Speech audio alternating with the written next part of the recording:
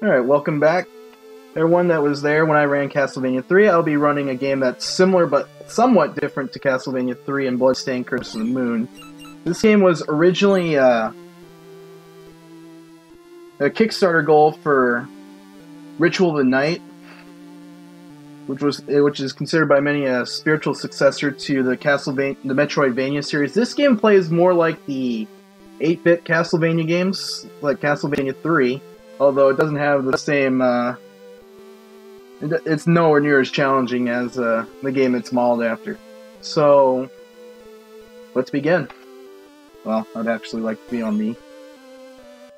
Alright, so...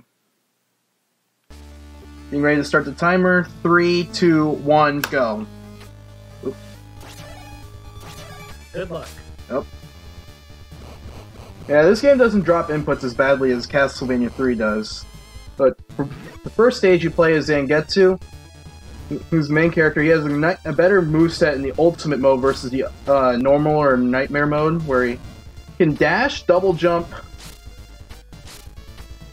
and has two different types of attacks, three different types: a standing slash, a jumping slash, and a charge slash. If you hold down the attack button, he has a charge slash. And that was an accidental sub-weapon use. But it worked out. Alright, so stage one's stage one's also pretty trivial. You dash through here, you build up weapon points,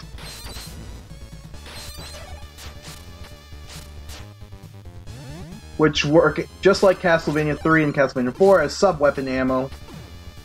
Although ammo is charged differently in this game. For example, that ball and chain that I accidentally released is 3 weapon points. You can... There are also very different upgrades in this game that you can get that increase your health, your defense, offense, and your weapon points capacity.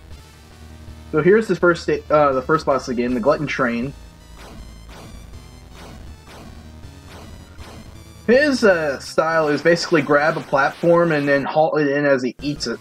So what I'm going to do is I'm going to mix charge slashes with ball and chain.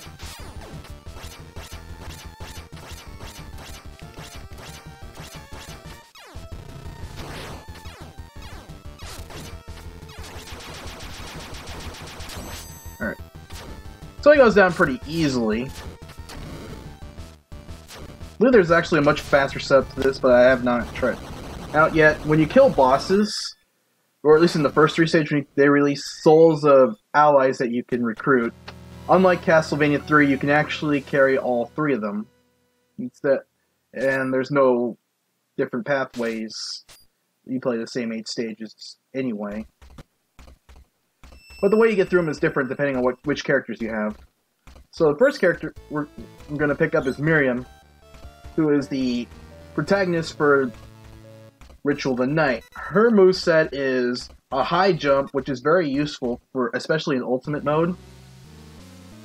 In any percent ultimate mode run, and like the Belmont, she has a whip. And unfortunately the music glitches, so rip stage 2 music. I don't know why. I was hoping it wouldn't do this.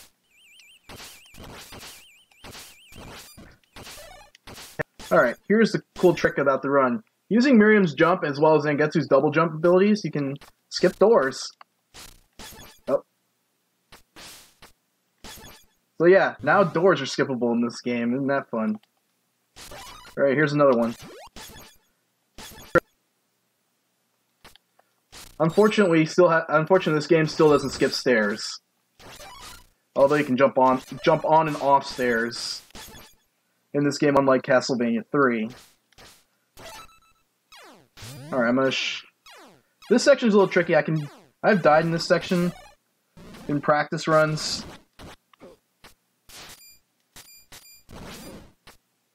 Alright, we lived. That's all I care about. Alright, that was a little bit tricky section. I can pick up some... Also, unlike Castlevania 3, hearts also are health, not sub-weapon currency. So every door in this game is actually skippable by Using Miriam's jump and then switching to Zangetsu and double jumping over the door frame, it saves about a couple seconds in-game. And also, skipping doors is fun. Oh. I didn't. That's okay. That archer does not turn around. So we're gonna grab probably the most important sub-weapon in the game for Miriam is the axe, which is very useful against bosses. I'm gonna let this guy go. Also, another nice feature, Zangetsu's charge and jump attacks both have the ability to double hit enemies, which a charge slash does about half the damage that an axe does, which makes it quite useful when you can't use sub-weapons. Alright, this boss can be a little bit tough. I didn't get the double hit.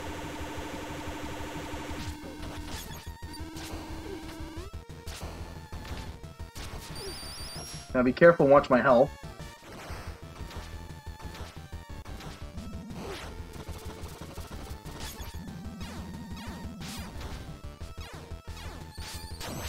Alright. That wasn't a bad boss fight. Obviously not a perfect boss fight, but still good. Alright, I'm gonna show off something here. Nope, no I didn't. This boss can actually be cut in half if you can time the charge slash correctly. Unfortunately, I was a bit early. So no swag strats on this run. Alright, the next character you can recruit is Alfred, who's basically Sypha. His utility is swapping between 3 different spells. The most common spells you'll see are fire and ice. The fire spell creates basically a shield that takes down projectiles, but it does not, and also glitch stage 3 music apparently. The fire cannot keep enemies from breaching.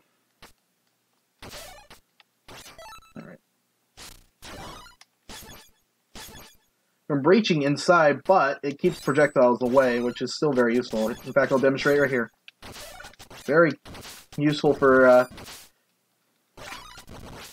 getting rid of the enemies and arrows. This guy fires an endless amount of arrows, which is why the fire spell is very useful. We're going to switch.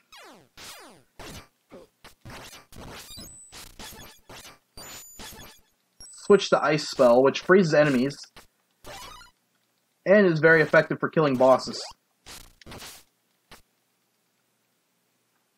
Reason being is Ice allows you to do double the normal damage. So Ice plus Axe is a very effective combo for taking down bosses quickly.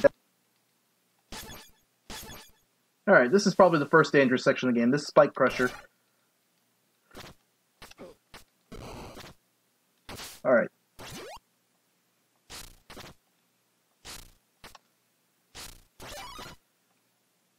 We're gonna wait, let it come back down.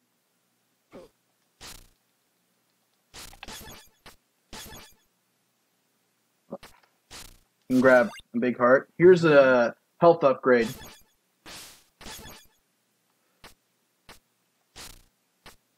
It increases the amount of health you can use in the run, and upgrades are very useful for picking up. For both casual and speedrunning, if you can get them. Alright, here's stage 3 boss. We're gonna take advantage of all 3 of our enemies.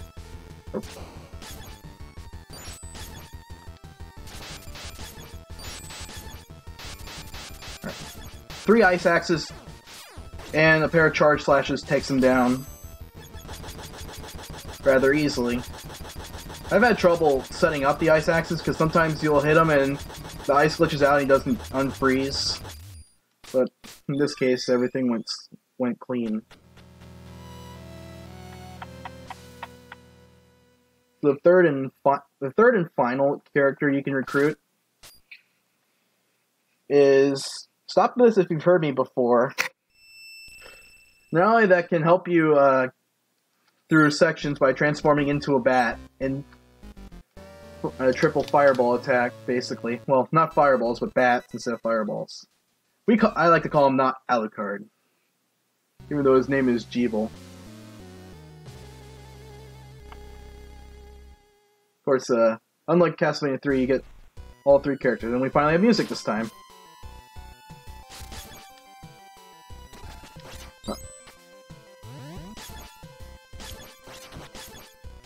Alright.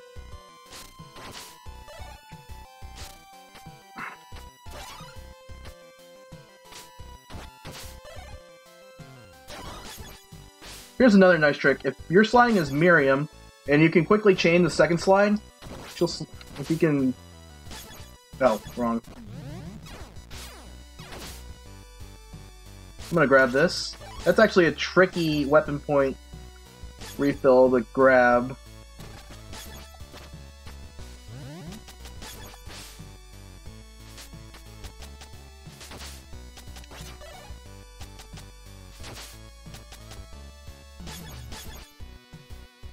Alright, so I'm gonna show off the first of 2 big skips in this run.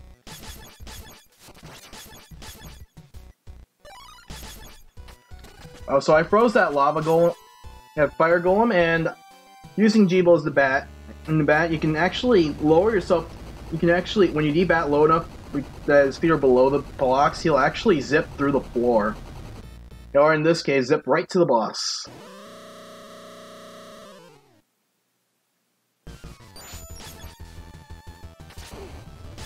It's the only one of this run.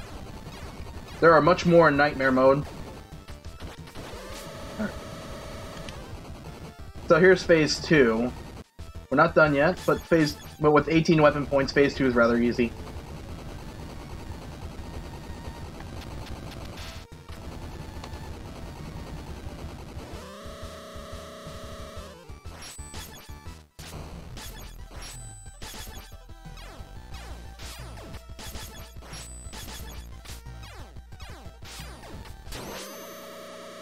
And that's stage 4. Like I said, using the ice, supposed to charge it. Charge shot is a very useful move, and because charge slash doesn't take sub weapon ammo, and I can use 2 ices, it's basically the same as doing another axe. Well, not another axe, doing an ice axe. Sorry, with less. Alright, stage 5. Alright, here I'm going to use the Demon Essence here, or basically a Rage, because these squids take 5.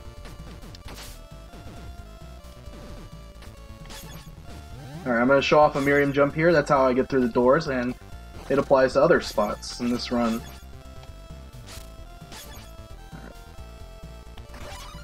For safety, I'm going to use the Jeeble's bat form, even though the speedrun uses Zangetsu through this section.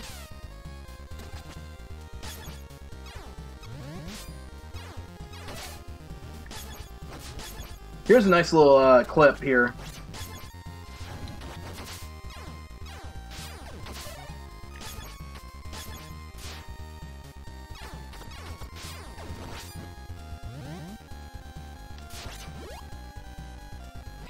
By using Miriam's high jumping abilities, Zangetsu's double jump, and the bat naturally rising up when you change into the bat as Jeeble, you can actually click through that spot. In fact, there's another spot. There's another room in this stage that you can use that triple jump combination to skip a very dangerous section. All right, I'm gonna use this little narrow section. Requires you to switch to G-Bell to fly through as the bat.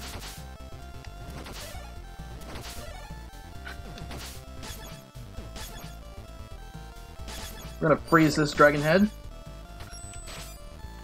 so I can do another door jump.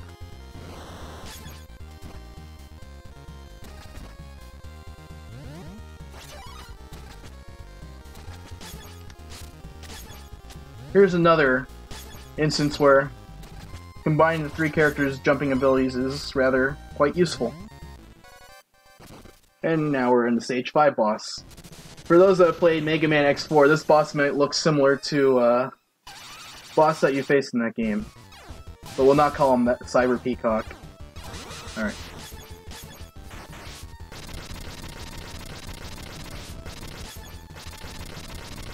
So I'm gonna use Ice Axes. When he does that does that specific pattern, you can actually hit him twice with the axe. Not sure why. Maybe it's just the timing. Alright. Now I'm just dumping weapon points. Like Castlevania 3, weapon points are part of the countdown. Some stages it matters, some the countdown's after the stage. The in-game timer that I use considers the stage over. So now, we finally reached the castle, we're in the stage 6, and this is where the run can start turning south, if you're running any of the 3 modes. And unfortunately no music either. My copy of this, I demand a refund. Oh.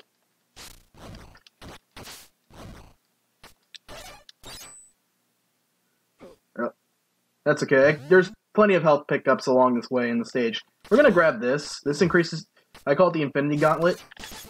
It increases the amount of offense. Increases your your attacks by 1, I believe. Which matters a lot in some spots. We're gonna use Miriam jumps here. Get through here. Ooh, I think I lucked out there. I thought I switched too early. Alright.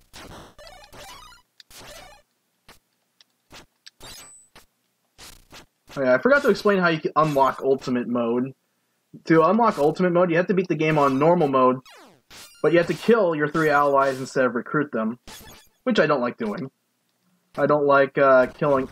gonna have to do a Miriam jump here, since I failed the clip. And then this... You have to kill you have the option to kill, ignore, or recruit your allies at the end of stages 1, 2, and 3. To unlock Ultimate Mode, you have to beat the game on Normal Mode after killing them at the end of the stages, and absorbing their power, and absorbing a special power which is used in which you have in the Ultimate Mode. For example, killing Miriam gives you that Crescent Moon-like slash. Killing Alfred gives you the ability to double jump, and then killing Jeeble gives you the ability to dash. Ooh, that could have been worse.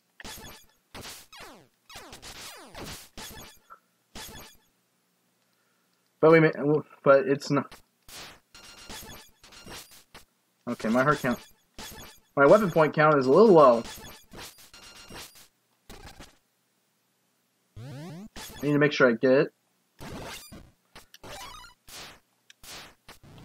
Oh, I need that. Unfortunately.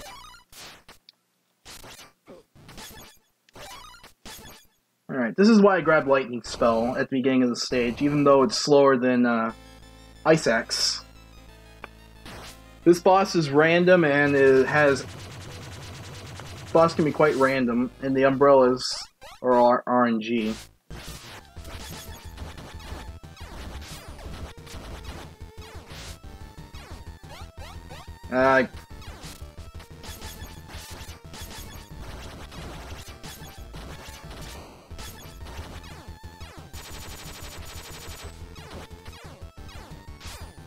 Alright, we made it out. That's fine. Oh, and I wanted to add one last thing. When you kill bosses, they do desperation attacks. They cannot kill you. And in this particular boss, you can avoid damage at all by cutting through the head from that blood tornado. I'd say so far I'm doing alright. Through stage 6 and nothing disastrous yet. Although a couple goofy mistakes, but that happens. Alright, stage 7 is probably the, I call it the gatekeeper stage because it has a big time zip about the halfway mark. Ooh, that was dangerous. And this is probably the one stage where platforming can kill you.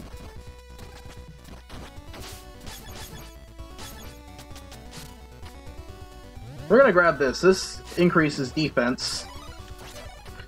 So, let's switch to Miriam here.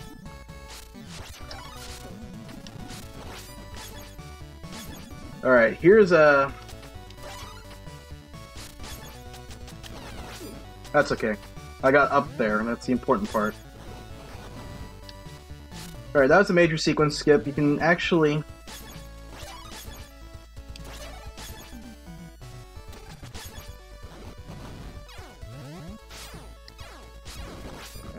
Oops.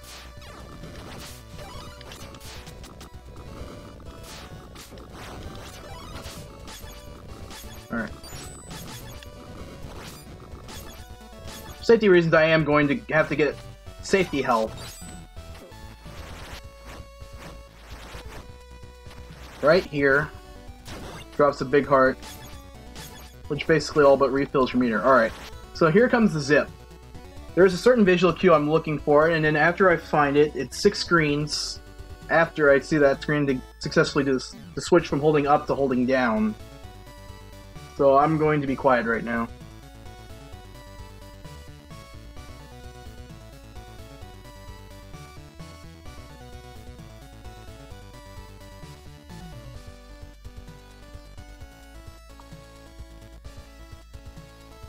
Alright, we got it.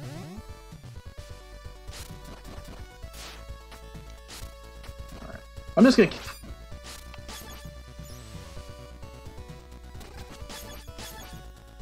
And that zip skips most of the stage. Especially the hard parts that have questionable platforming. And cheap deaths because of it. So now we're already up to the Stage 7 boss.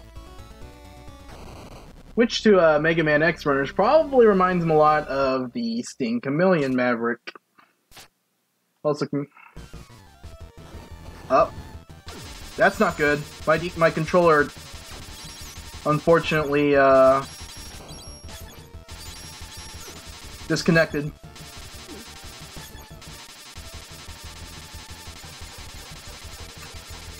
So this boss fight is now no longer trivial.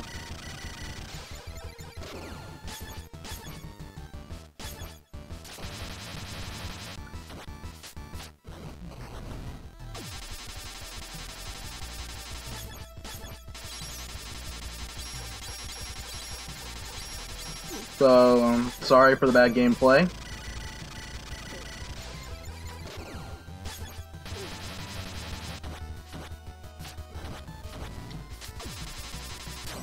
Alright, we made it through. I don't know what happened there. Like I said, my controller disconnected at the start of the boss fight.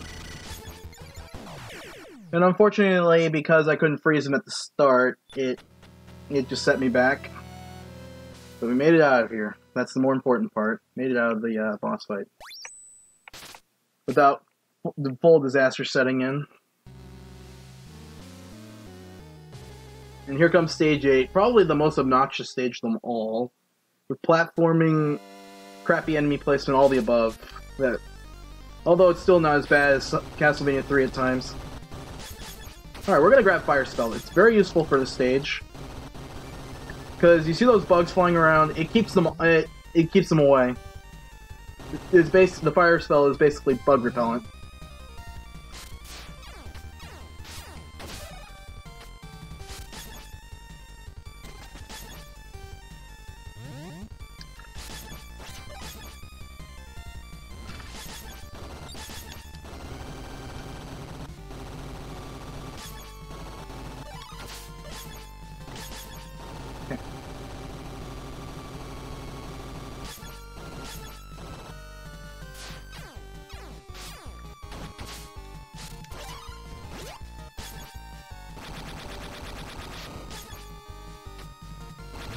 Alright, this can be a tricky section. Okay, grab that one up. Because marathons.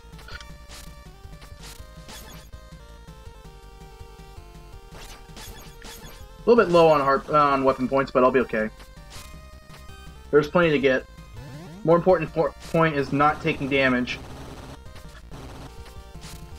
This section's very skippable in ultimate mode. Otherwise, you'd have to use G-Bull to get through in normal mode. Okay. I took damage, but I'll be alright. I don't usually take damage in the, Alright. Need some time to think, and, we'll be alright. Alright, so we made it to the final boss. The screen.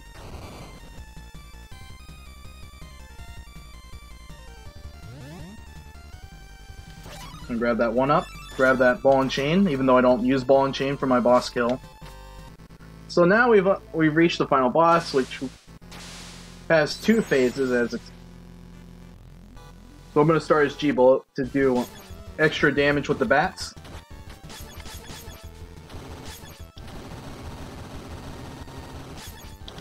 Then use Miriam's axe.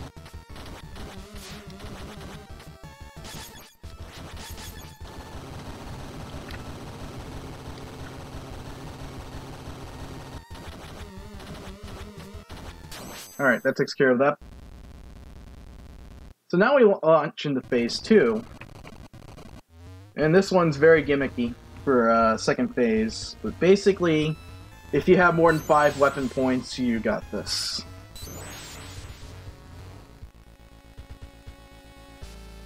Because the gimmick for phase 2 is this boss will throw crescent moons at you. The only randomness is what color. You obviously want yellow crescent moons.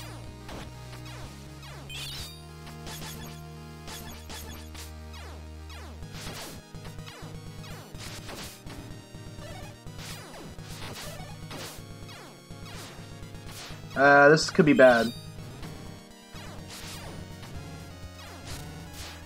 Okay, this is bad.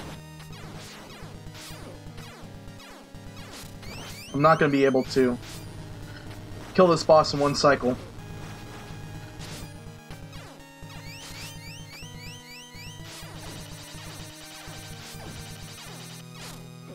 Nope. That's alright, we're only a couple hits. Well, okay, 1 hit. Alright, so that's basically game. I will tell you when to stop the timer, which will be now. So basically the ending to this game is Zangetsu, for whatever reason, feels the need to protect his 3 allies and absorbs that evil mass of energy. It's the same ending as normal mode, even though the normal mode, obviously Zangetsu is almost close to useless, but in ultimate mode he's the go-to guy. So that's basically how how the story goes. Your 3 allies are staring at the castle, looking to find a way to stop him and save his soul from the evil that's controlling him. Of course, the mode that does where they actually do something about it is Nightmare mode. So, I'd like to thank everyone for watching both Castlevania 3 and Bloodstained, and also I'd like to congratulate the Marathon for reaching its first donation goal earlier today. And and that's about it. But we should keep one thing to note before we go. Should let the credits roll, and we'll show the in-game time. Because the game leaderboard's in-game time.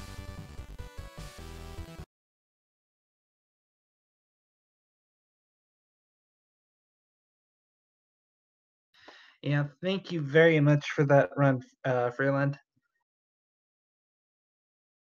My math is correct. The 27:42 would probably roughly translate to probably around a 20-minute run. Well, it depends on the number of character switches, since those don't count towards the in-game timer. Alright.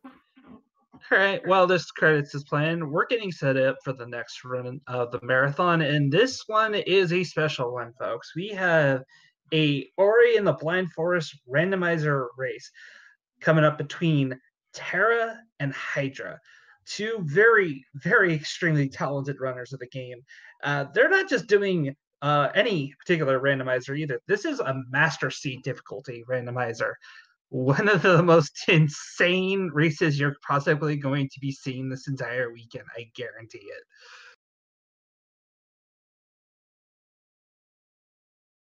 All right, one last thing I like to add before going. I got 1920. All right, the in-game time is 1929.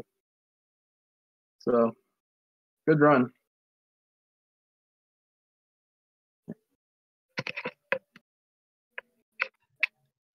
Yeah, with that, I am done with my shift this evening. I'm going to be handing it over to a new host, a good friend of ours, Mr. Villagen. He will be also helping out with the commentary. We got an entire team here tonight for this special randomizer race coming up. I'm sure they will introduce themselves when that time approaches. For now, we're going to go ahead and get set up. Stay tuned.